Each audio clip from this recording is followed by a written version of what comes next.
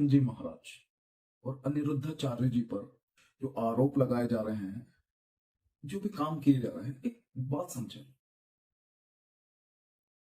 उन्होंने क्या कहा है।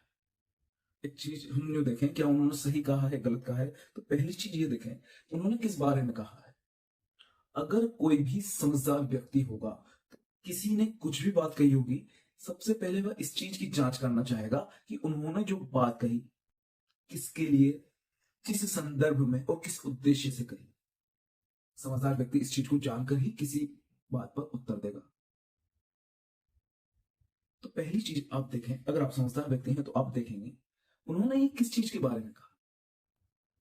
जो उम्र, खास करके उन्होंने लड़कों के बारे में, लड़कियों के बारे में, दोनों बारे में कहा है, लेकिन उनकी जो वीडियोस वायरल हो रही है उसमें लड़कियों की बात ज्यादा है।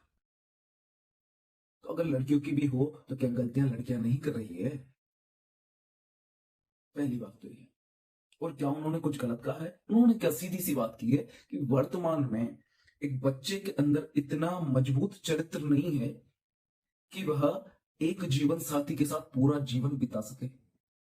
ये उसके अंदर इतनी लॉयलिटी, ईमानदारी नहीं है कि आप नहीं चाहते आपका जीवन साथी ईमानदार हो आपके प्रति।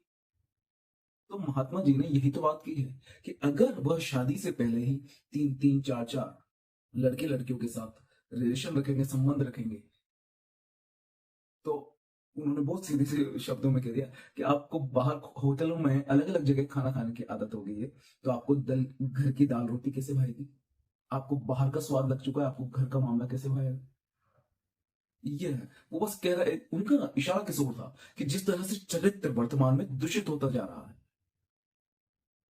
मन से हम किसी के प्रति समर्पित नहीं है, मन से हम किसी के प्रति ईमानदार नहीं है। तो आज जिस तरह समाज में boyfriend girlfriend live in relationship, ये जो चीजें चल रही है, ये किसी भी तरह से भारतीय विचारधारा के आधार पर नहीं है।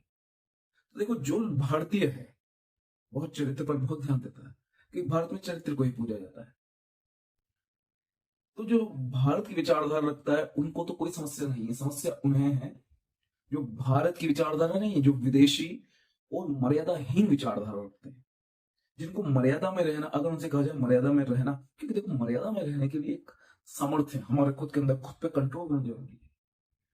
कौन रखना चाहता है खुद पर कंट्रोल? रखना चाहता छोड़ो, उसके लिए दम होना चाहिए। कितने लोगों में दम होगा वर्तमान में? बहुत सीधी सी ऐसी है।